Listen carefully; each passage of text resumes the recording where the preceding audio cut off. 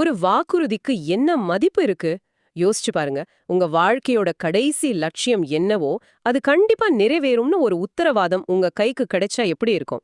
இன்னைக்கு நாம அலச போற விஷயம் அப்படிப்பட்ட ஒரு ஆழமான உறுதியான வாக்குறுதியை பத்தி தான். ஆமா. உங்களுக்காக நாம எடுத்திருக்கிற இந்த மூல ஆதாரம் இஸ்லாமிய வரலாற்றுல ரொம்பவே முக்கியமான ஒரு அறிவிப்பு. இறை தூதராலேயே சொர்க்கம் கிடைக்கும்னு வாழும்போதே வாக்குறுதி கொடுக்கப்பட்ட 10 பேரை பற்றிய செய்தி இது. இந்த உரையாடலோட நோக்கம், இந்த வாக்குறுதி ஏன் இவ்ளோ முக்கியம், அந்த பட்டியல்ல இருந்தவங்க யாரு, அப்புறம் இது எப்படி ஒரு பெரிய நம்பிக்கையோட அடித்தளமா இருக்குன்னு நீங்க ஆழமா புரிஞ்சுக்கிறது தான். ஆமா. இது வெறும் ஒரு லிஸ்ட் கிடையாது. ஒருத்தர் உயிரோட இருக்கும்போதே அவரோட இறுதி முடிவு ஸ்வர்க்கம்னு இறைத்தூதரே சொல்றதுங்கிறது என்ன சொல்றது? சாதாரண விஷயம் இல்ல. இஸ்லாமிய நம்பிக்கையில இது ஒருத்தரோட தியாகத்துக்கும் விசுவாசத்துக்கும் கிடைக்கிற உச்சபட்ச அங்கீகாரம். இந்த அறிவிப்புக்கு பின்னாடி இருக்கிற சூழலையும் அதோட ஆழத்தையும் நாம கொஞ்சம் விரிவாவே பார்க்கலாம். சரி, அப்போ முதல் கேள்வியிலிருந்தே ஆரம்பிக்கலாம். இந்த மூல தகவலோட மைய கருத்து என்னன்னா, நபிகள் நாயகம் அவர்கள், அதாவது அவர் மீது இறைவனின் சாந்தியும் சமாதானமும் உண்டாகட்டும் என்ற பொருள்பட ம். அவங்க 10 நபர்களோட பேரை குறிப்பிட்டு இவங்க ஸ்வர்க்கத்துல இருப்பாங்கன்னு நேரடியா சொல்லிருக்காங்க. இது ஏதோ மறைமுகமா சொன்னதில்ல, ரொம்ப தெளிவான ஒரு அறிவிப்பு. இங்கதான் ஒரு ஆச்சரியமான, அதே சமயம் இந்த செய்தியோட நம்பகத்தன்மையை பல மடங்கு அதிகமாக்குற ஒரு விஷயம் இருக்கு. அப்படியா? என்னது? இந்த செய்திய நமக்கு அறிவிக்கிறவர் அப்துர் ரஹ்மான் பின் அவுஃப் ரலியல்லாஹ் அவர்கள். அதாவது இறைவன் அவரை பொருந்திக் கொள்வானாக என்ற பிரார்த்தனையோட அவங்க பேரை சொல்லுவாங்க. இப்போ விஷயத்துக்கு வருவோம். அவரும் அந்த 10 பேர்ல ஒருத்தர். ஒரு நிமிஷம். இது ஆச்சரியமா இருக்கே. தனக்கு சொர்க்கம் உறுதியாயிடுச்சுங்கிற அந்த செய்திய பெற்றவரே அறிவிக்கிறாரா? ஆமா, அவரேதான். அந்த மனநிலை எப்படி இருந்திருக்கும்? இது அந்த செய்தியோட நம்பகத்தன்மைய கேள்விக்குள்ளாக்காதா? அதாவது தனக்கு சாதகமான ஒரு விஷயத்த அவரே சொல்ற மாதிரி ஆகிடாதா? அருமையான கேள்வி. மேலோட்டமா பார்த்தா அப்படியே தோணலாம். ஆனா இஸ்லாமிய வரலாற்று பார்வையில இதுதான் இந்த செய்தியோட மிகப்பெரிய பலம். பலமா? எப்படின்னு கொஞ்சம் விளக்க முடியுமா? ஏன்னா அவர் நினைச்சிருந்தா எனக்கு சொர்க்கம் கிடைக்கும் நபி சொன்னாங்கன்னு மட்டும் சொல்லிட்டு போயிருக்கலாம். ஆனா அவர் அப்படி செய்யல. நபி அவர்கள் சொன்ன முழு பட்டியலையும் ஒரு பெயர் கூட மாறாம அப்படியே அறிவிக்கிறார். இது அவரோட நேர்மைக்கு ஒரு பெரிய சான்றா பார்க்கப்படுது. ஓ, அப்படியா? இந்த நபிமொழி, அதாவது ஹதீஸ், பல அறிவிப்பாளர் தொடர்கள் வழியா பதிவு செய்யப்பட்டிருக்கு. குறிப்பா திருமதி, அஹ்மத் போன்ற முக்கிய நூல்கள்ல இது இடம்பெற்றிருக்கிறது. இஸ்லாமிய அறிஞர்கள் இதுக்கு எவ்வளவு முக்கியத்துவம் கொடுக்கறாங்கன்னு காட்டுது. அப்போ அந்த செய்தியை அறிவிச்சவரோட நேர்மையே அந்த செய்திக்கு ஒரு பெரிய கவசமா இருக்கு. ரொம்ப சுவாரஸ்யமான பார்வை. ஆமா. சரி, அந்த செய்திக்கு இவ்ளோ நம்பகத்தன்மை இருக்குன்னா அடுத்த கேள்வி சுவாபாவிகமாவே வருது. யார் அந்த 10 பேர்? அந்த பட்டியல்ல யார் யாருடைய பெயர்கள் இடம்பெற்றன? நிச்சயமா. அந்த பட்டியலை நாம 2 பகுதிகளா பிரிச்சு பார்க்கலாம். முதல் 4 பேர் இஸ்லாமிய சமூகத்தை நபிக்கு பிறகு வழிநடத்தினவங்க. இவங்கள குலஃபா உர் ராஷிதீன், அதாவது நேர் வழி நின்ற கலிஃபாக்கள்னு சொல்லுவாங்க. ஓகே, அந்த முதல் 4 பேர் அபூபக்கர் ரலி, உமர் ரலி, உஸ்மான் ரலி, அப்புறம் அலி ரலி, சரிதானே? மிகச்சரி. இந்த நால்வரும் இஸ்லாத்தின் தூண்கள் மாதிரி. அபூபக்கர் அலி நபிக்கு மிக நெருங்கிய நண்பர். இக்கட்டான நேரங்கள்ல முதனாளா நின்னவர். உமர் அலி அவரோட நிர்வாக திறமைக்கும் கடுமையான நீதிக்கும் பேர் போனவர். இஸ்லாமிய பேரரசு விரிவடைஞ்சதுக்கு அவரோட பங்களிப்பு ரொம்ப பெருசு. உஸ்மான் அலி இரக்க குணத்துக்கும் தாராள மனசுக்கும் உதாரணமா சொல்லப்படுவார். குரானை தொடுத்து எல்லா இடத்துக்கும் அனுப்புனது அவர்தான். ஆமா, அது ரொம்ப முக்கியமான பணி. தற்செயலான நிகழ்வா, இல்ல இந்த அறிவிப்பே பிற்கால தலைமைக்கு ஒரு மறைமுகமான வழிகாட்டுதலா இருந்ததான்னு ஏதாவது விவாதங்கள் உண்டா? இது ஒரு நல்ல கேள்வி. நேரடியான வழிகாட்டுதல்னு சொல்ல முடியாட்டியும் சமூகத்தின் பார்வையில அவங்களோட தகுதியை இந்த அறிவிப்பு ரொம்பவே உயர்த்திருச்சு. எப்படின்னா? இறை தூதராலேயே சொர்க்கவாசின்னு சொல்லப்பட்டவங்க நம்மள வழிநடத்த தகுதியானவங்க தான் ஒரு பொதுவான எண்ணம் உருவாக இது காரணமா இருந்துச்சு. இது அவங்களோட ஆன்மீக நிலையை மட்டும் இல்லாம சமூக அந்தஸ்தையும் உறுதி செஞ்சது. சரி, இந்த முதல் 4 பேரோட முக்கியத்துவம் புரியுது. ஆனா பெரும்பாலும் இந்த 4 பேரோட இந்த பட்டியல் முடிஞ்சிடுற மாதிரி ஒரு தோற்றம் இருக்கு. மீதம் இருக்கிற 6 பேர் யார்? அவங்க கதைகள் என்ன? நீங்க கேட்டது ரொம்ப சரியான பாயிண்ட். அந்த 6 பேரும் இவங்களுக்கு எந்த வகையிலும் குறைஞ்சவங்க இல்ல.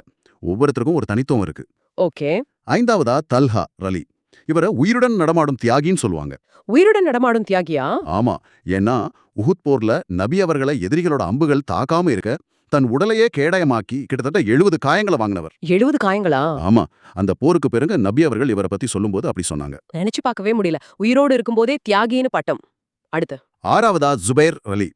இவர் நபிகள் நாயகத்தோட நெருங்கிய உறவினர். நபி அவர்கள் ஒவ்வொரு இறைத்தூதருக்கும் ஒரு பிரத்யேக உதவியாளர், அதாவது ஹவாரி உண்டு. என்னோட உதவியாளர் ஜுபைர் அப்படின்னு சொல்லியிருக்காங்க. வாவ், என்னோட உதவியாளர்னு நபியே சொல்றது பெரிய விஷயம். அந்த அளவுக்கு நம்பிக்கைக்குரியவர். ஆரம்ப காலத்துல இஸ்லாத்தை ஏத்துக்கிட்டவங்கள முக்கியமானவர். 7வதா நாம ஏற்கனவே பேசின அப்துர் ரஹ்மான் பின் அவுஃப் ரலி. ஆமா, இந்த செய்தியை அறிவிச்சவரே அவர்தான். மிகப்பெரிய செல்வந்தர். ஆனா தன்னோட செல்வத்தை இஸ்லாத்துக்காக வாரி வழங்கினவர். ஒரு முறை அவரோட வியாபார கூட்டம் 700 ஒட்டகங்களோட மதீனாவுக்குள்ள நுழைஞ்சப்போ அந்த முழு சரக்கையும் அப்படியே தானம் செஞ்சிட்டார். அப்படியா? 700 ஒட்டகம் சரக்கு, அது எவ்ளோ பெரிய செல்வம். அவரோட தாராள குணம் ஆச்சரியப்படுத்துது. சரி, அடுத்த 3 பேர். எட்டாவதா சஹ்த் பின் அபி வக்காஸ் ரலி, இஸ்லாமிய படையோட மிக முக்கியமான தளபதிகள்ல ஒருத்தர். ஓ, குறிப்பா இவரோட அம்பு எய்யும் திறமை அசாத்தியமானது. அது மட்டும் இல்ல, இறைவா சஃப்தின் பிரார்த்தனையை ஏற்றுக்கொள்னு நபி அவர்களே இவருக்காக பிரார்த்தனை செஞ்சிருக்காங்க. அப்போ அவரோட பிரார்த்தனைகள் எப்போதுமே ஏற்றுக்கொள்ளப்படும்னு ஒரு நம்பிக்கை இருந்துச்சு. ஓ, ஒரு தளபதிக்கு இப்படி ஒரு ஆன்மீக பலமும் இருந்திருக்கு. அடுத்து 9வதா சயீத் பின் சயீத் ரலி, இவர் உமர் அலி அவங்களோட மைத்துனர். ரொம்ப அமைதியானவர், ஆனா இஸ்லாத்துக்காக ஆரம்ப காலத்திலிருந்து உறுதியா நின்னவர். 10வதா அபு உபைதா பின் ஜர்ராஹ் ரலி, இவருக்கு ஒரு அற்புதமான பட்டம் இருக்கு. என்ன பட்டம்? இந்த சமூகத்தின் நம்பிக்கைக்குரியவர், அமீன் அல் உம்மா. அந்த பட்டம் எப்படி வந்துச்சு? அதுக்கு பின்னாடி ஏதாவது கதை இருக்கா? கண்டிப்பா இருக்கு. அந்த நம்பிக்கைக்குரியவருங்கிற பட்டம் சும்மா வரல. ஒரு முறை நஜ்ரான் பகுதியிலிருந்து ஒரு கிறிஸ்தவ குழு வந்து தங்களுக்கு வரி வசூலிக்க ஒரு நேர்மையான நம்பகமான அதிகாரியா அனுப்ப சொல்லி கேட்டாங்க. அப்போ நபி அவர்கள் சபையில இருந்த ஒவ்வொருத்தரா பாத்துக்கிட்டே வந்து கடைசியா அபு உபைதாவோட கைய பிடிச்சு இவர் இந்த சமூகத்தின் நம்பிக்கைக்குரியவர்னு சொல்லி அனுப்புனாங்க. ஒரு சமூகத்தோட நிதி பொறுப்பையே ஒப்படைக்கிற அளவுக்கு நம்பிக்கை. அதுதான் அந்த பட்டத்தோட கணம். ஆமா, வாவ், இப்ப புரியுது. இது வெறும் பேர் பட்டியல் இல்ல. ஒவ்வொரு பேருக்கு பின்னாலியும் ஒரு மாபெரும் தியாகம், ஒரு தனித்துவமான குணம், ஒரு கதை இருக்கு. சரிதான். இது ஒரு மாதிரி இஸ்லாமிய விழுமியங்களோட தொகுப்பு மாதிரி தெரியுது. வீரம், நேர்மை, தாராள குணம், நம்பிக்கை, தியாகம்னு. மிகச்சரியா சொன்னீங்க. இது தற்செயலா தேர்ந்தெடுக்கப்பட்ட பேர்கள் இல்ல. இஸ்லாம் எந்தெந்த குணங்களை உயர்வா மதிக்குதுங்கிறதுக்கு இந்த 10 பேரும் ஒரு வாழும் உதாரணமா இருந்தாங்க. அதனாலதான் இந்த பட்டியல் ரொம்பவே முக்கியத்துவம் வாய்ந்ததா இருக்கு. சரி, இதெல்லாம் 1400 வருஷங்களுக்கு முன்னாடி நடந்த வரலாறு. ரொம்ப சுவாரஸ்யமா இருக்கு. ஆனா இன்னைக்கு இத பத்தி தெரிஞ்சுக்கிற உங்களுக்கு, அதாவது நம்ம உரையாடலை கேட்டுக்கிட்டு இருக்கிற உங்களுக்கு, இது ஏன் முக்கியம்? இந்த பழைய பட்டியலை தெரிஞ்சுக்கிறனால என்ன பயன்?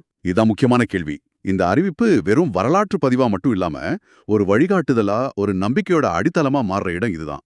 முஸ்லிம்கள் ஏன் இந்த நபித்தோழர்கள் மேல இவ்ளோ மரியாதை வச்சிருக்காங்க, ஏன் அவங்கள முன்மாதிரியா பாக்குறாங்கங்கிற கேள்விக்கு இந்த பட்டியல் ஒரு நேரடியான பதில். அவங்களோட செயல்களுக்கும் வார்த்தைகளுக்கும் ஏன் இவ்ளோ முக்கியத்துவம் கொடுக்கப்படுதுன்னா, அவங்க இறைத்துதராலேயே அங்கீகரிக்கப்பட்டவங்கங்கிற நம்பிக்கை தான் காரணம். அப்போ நீங்க ஒரு விஷயத்த ஆழமா தெரிஞ்சுக்க விரும்புற ஒருத்தரா இருந்தா, இந்த தகவல் உங்களுக்கு இஸ்லாமிய மரபுல நபி தோழர்களுக்கு கொடுக்கப்படுற முக்கியத்துவத்தை புரிஞ்சுக்க ஒரு திறவுகோல் மாதிரி, அப்படிதானே? நிச்சயமா. இது வெறும் பெயர் பட்டியல் இல்ல, இஸ்லாமிய நம்பிக்கையோட அசைக்க முடியாத தூண்கள்னு கருதப்படுறவங்களோட தொகுப்பு. இன்னும் ஒரு படி மேல போனா, இந்த 10 பேரோட வாழ்க்கையை ஆராயறது இஸ்லாம் எத்தகைய குணங்களை ஒரு மனிதனிடம் எதிர்பார்க்குதுன்னு புரிஞ்சுக்க ஒரு எளிமையான வழி. இது ஒரு தரச்சான்றிதழ் மாதிரி. தரச்சான்றிதழா? ஆமா.